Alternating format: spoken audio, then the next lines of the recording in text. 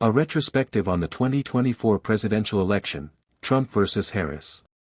Prologue. The stage is set. The 2024 U.S. presidential election was a seismic event, a clash of titans that reshaped the political landscape and left an indelible mark on American history. Former President Donald J. Trump, the 45th president, staged a remarkable comeback, defeating Vice President Kamala Harris to become the 47th president. The election was a crucible of contrasting campaign styles, public personas, and a torrent of narratives, some grounded in fact, others in fiction, that captivated and polarized the nation. This retrospective, blending historical analysis with a fictionalized, what-if lens, revisits the election, dissecting the strategies, personas, and controversies that defined it.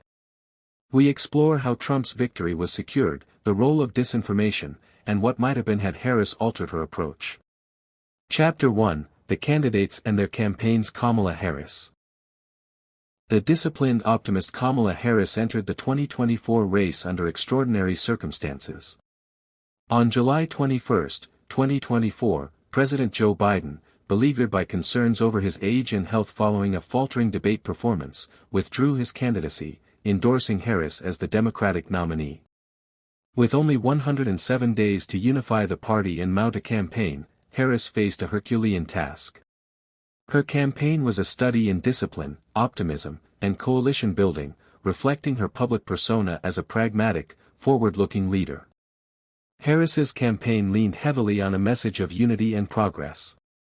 Her slogan, "A New Way Forward," emphasized economic opportunity, reproductive rights, and restoring trust in democratic institutions. Drawing on her prosecutorial background and experience as vice president, Harris positioned herself as a steady hand, contrasting her stability with Trump's volatility. Her public persona was polished yet relatable, often invoking her middle-class roots and her time working at McDonald's to connect with working-class voters. She spoke frequently of joy in her campaign, aiming to inspire hope amid a polarized electorate weary of division. Her campaign strategy was multifaceted, ground game emphasis. Harris's team invested heavily in traditional get-out-the-vote efforts, with thousands of volunteers canvassing battleground states like Pennsylvania, Michigan, and Wisconsin. The campaign boasted a robust field operation, with over 1,500 field offices and a digital outreach program targeting young voters on platforms like TikTok and Instagram. Focus on key issues. Harris prioritized issues resonating with Democratic voters: abortion rights, healthcare, and climate change. She framed the election as a referendum on women's reproductive freedom post-Dobbs, hoping to mobilize women voters. Her economic message centered on increasing wages and making home ownership more affordable, though critics argued it lacked specificity. Coalition building. Harris sought to maintain the diverse coalition that powered Biden's 2020 victory, appealing to Black, Hispanic, and Asian voters, as well as suburban women and young people.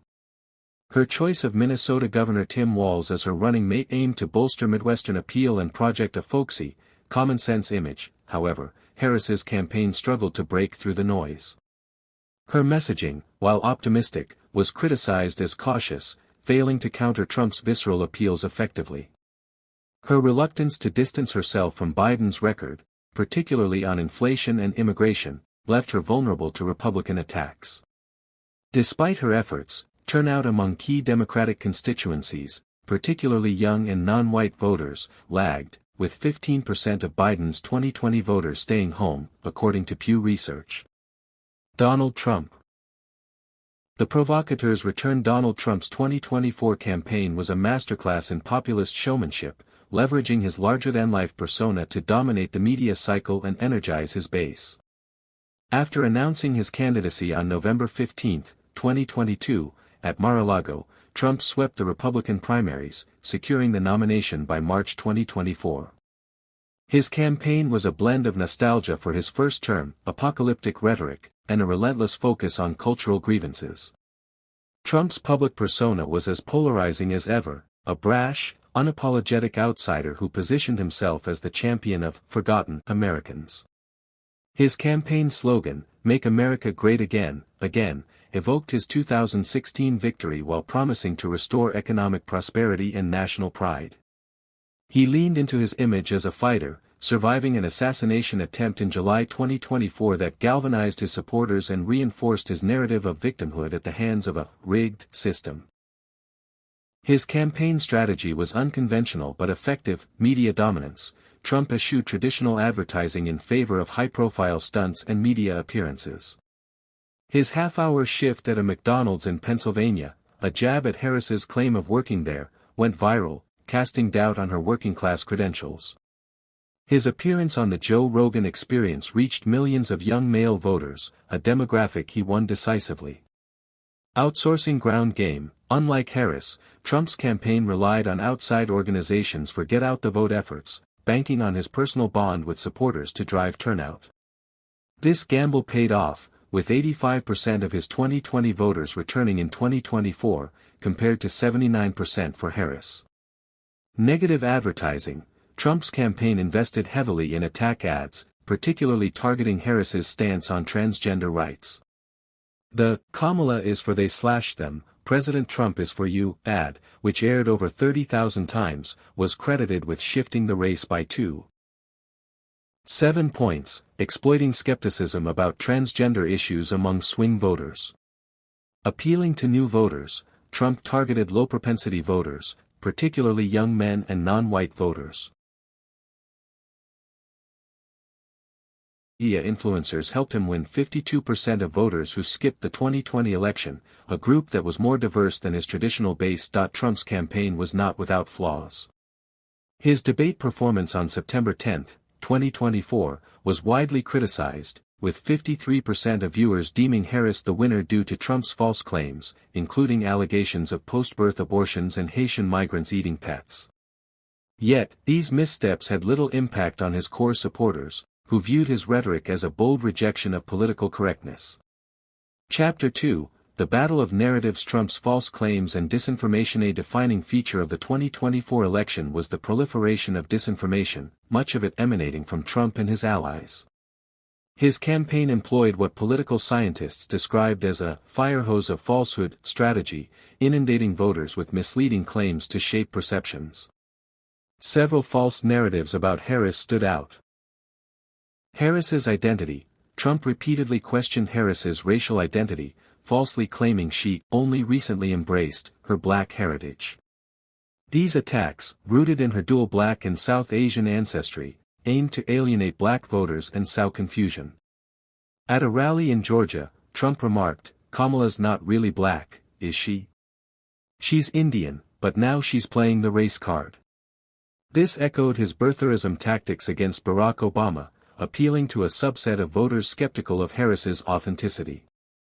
Polls showed these claims resonated with some black men, contributing to Trump's gains in this demographic, with 15% of black voters supporting him in 2024, up from 2020. Crowd size and AI manipulation. Trump falsely claimed that Harris's rally in Detroit on August 7, 2024, used AI to inflate crowd sizes, alleging there was nobody there.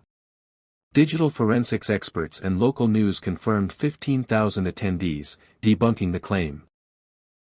Yet, the narrative gained traction on social media, amplified by conservative influencers, undermining Harris's perceived popularity. Nazi slogan allegations. Pro-Trump accounts spread a baseless claim that Harris and Walz adopted the Nazi-era slogan, "Strength through joy," due to Harris's use of joy in campaign rhetoric. This disinformation, linked to Russian influence operations, aimed to paint Harris as extreme. Hit-and-run falsehood. A Russian-sponsored video falsely alleged Harris was involved in a 2011 hit-and-run accident.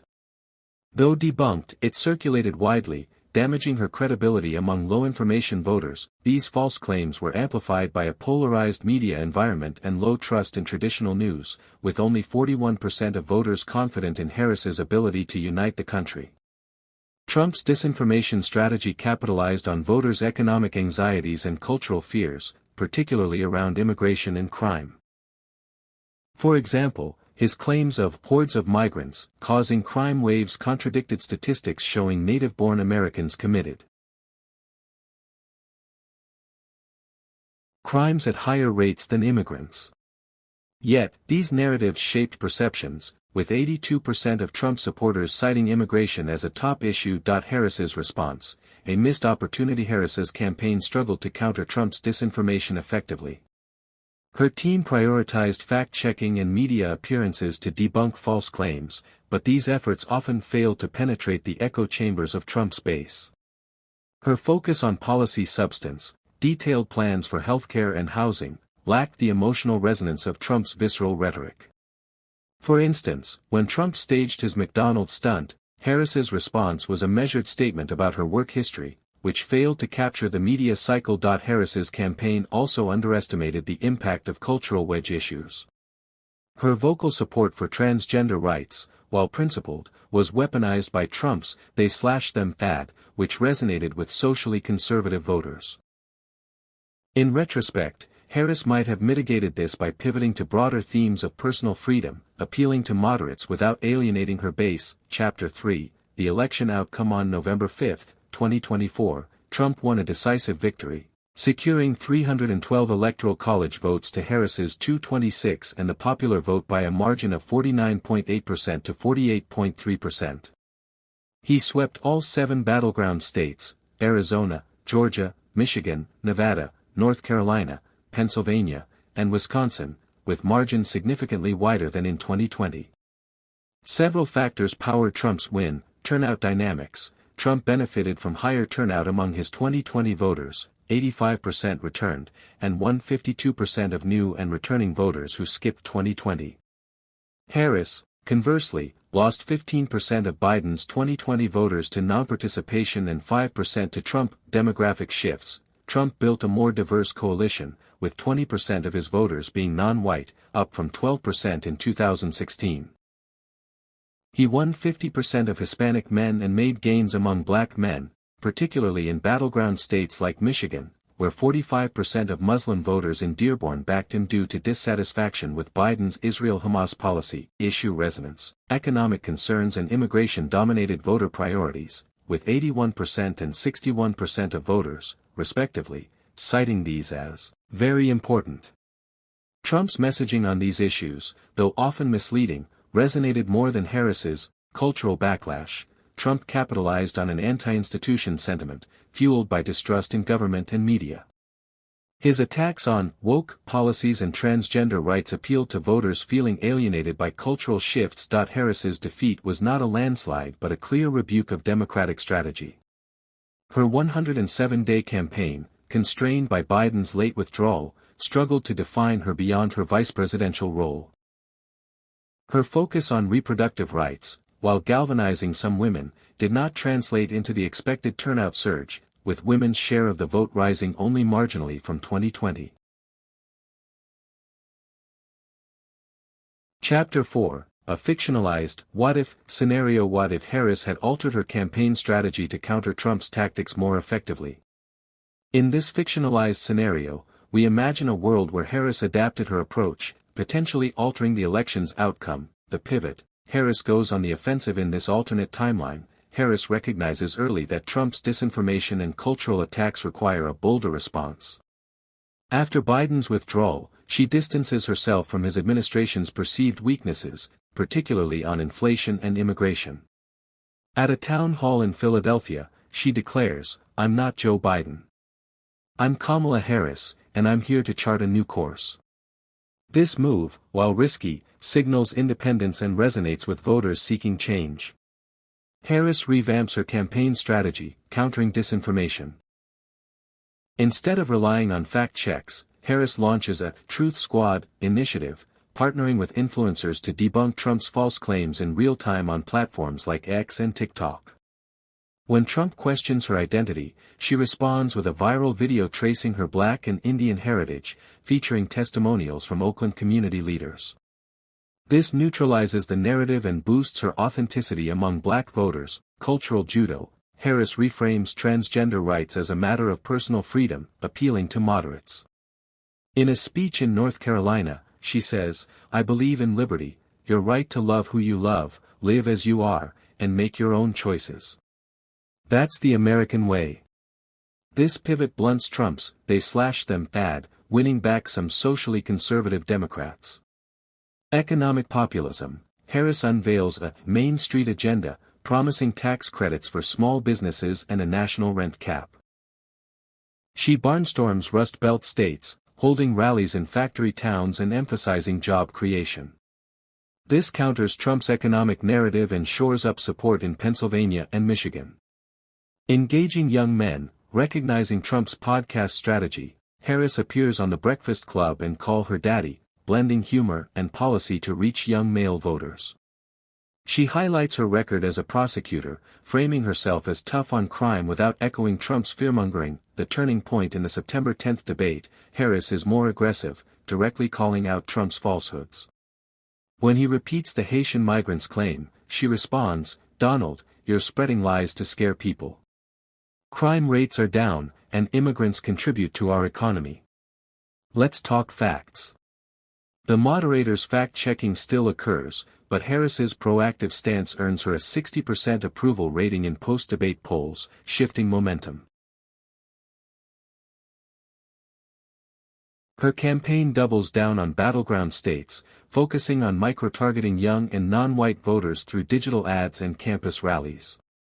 In Michigan, she secures endorsements from Arab American leaders, countering the Gaza backlash and boosting turnout in Dearborn. By Election Day, Democratic turnout surges, with only 8% of Biden's 2020 voters staying home. The outcome in this scenario, Harris narrowly wins the Electoral College, 270 to 268, taking Michigan, Pennsylvania, and Wisconsin while losing the popular vote by 1%. Her gains among young and non-white voters, combined with a stronger economic message, tipped the scales. Trump, stunned, refuses to concede, alleging fraud, but Harris's victory is certified on January 6, 2025. She becomes the first female president, heralding a new era of Democratic leadership. Chapter 5, Reflections and Lessons. The real 2024 election underscored the power of narrative over policy in a polarized media environment. Trump's campaign thrived on emotional resonance, leveraging disinformation and cultural grievances to mobilize a diverse coalition.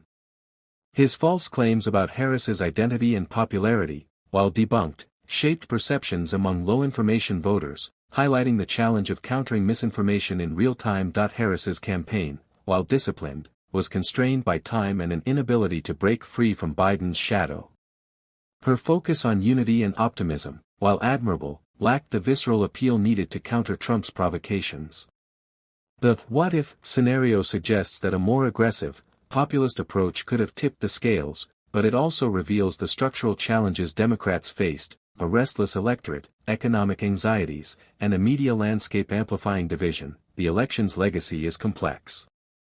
Trump's victory signaled a shift toward conservative populism, with implications for policy on immigration, trade, and social issues. For Democrats, it sparked soul-searching, with debates over how to rebuild trust with young and non-white voters. The 2024 election, like those before it, was a reminder that democracy is shaped not just by votes but by the stories we tell and believe. Epilogue: the road ahead. As Trump prepares for his second term, the nation braces for a period of upheaval. His promises of mass deportations, tariffs, and deregulation loom large, while Democrats regroup for the 2026 midterms. In our fictional scenario, Harris's presidency would have faced its own challenges, navigating a divided Congress and economic headwinds, but her victory would have marked a historic milestone. The 2024 election, real and imagined, teaches us that campaigns are battles of perception as much as policy. In an era of disinformation and distrust, the candidate who crafts the most compelling story often prevails. As America moves forward, the question remains: how will we bridge the divides that define this election, and what stories will shape our future?